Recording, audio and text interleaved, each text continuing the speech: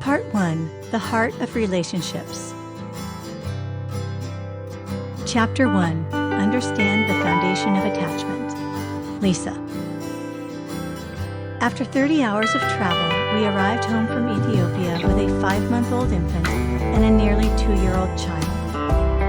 By 2007, we'd had 7 children by birth, and now we were ready to parent these new little ones. We knew they had experienced loss. They had been separated from their first parents, and more relationships had been broken when we took them from their orphanage. Our goals were to meet their needs, keep them close, and show them again and again that they could trust us. This process is the foundation of attachment. A baby cries to express a need, a parent meets the need, and the baby is calmed. We had done this for many years with our biological children, and they had never doubted our presence and comfort. Our new little ones had already lost the dearest figures in their lives, their mothers. I can only imagine the confusion and deep sadness this must have caused in their minds and hearts. Then they went to an orphanage where the nannies genuinely cared for the children, but where there were many children with many needs and only a small number of caregivers.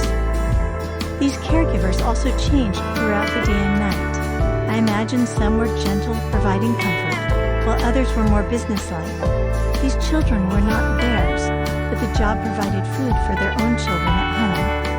Once we arrived back home in Idaho, we slept with the boys either next to our bed or cuddled up next to us.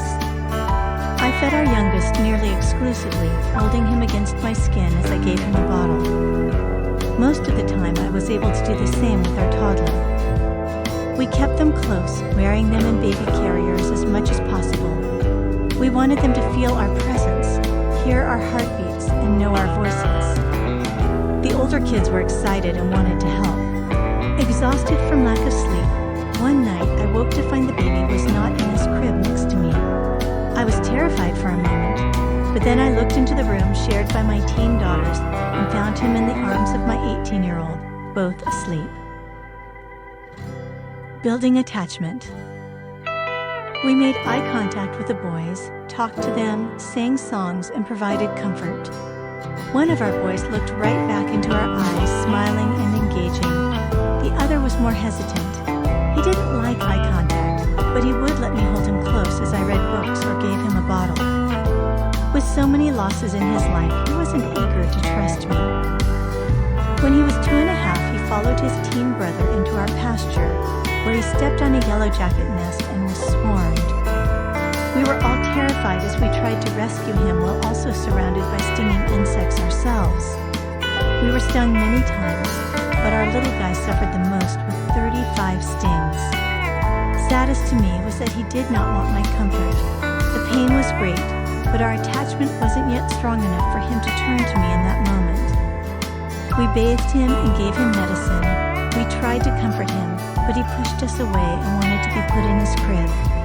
Now, years later, tears fill my eyes as I share this with you. Building attachment with a child who has lost his or her primary caregiver takes time. Our job is to prove ourselves trustworthy again and again and again. This repetition is exhausting, and sometimes we fail. But we keep building on the foundation we're establishing, one positive interaction at a time, until we've created an attachment relationship for our children to build on for the rest of their lives.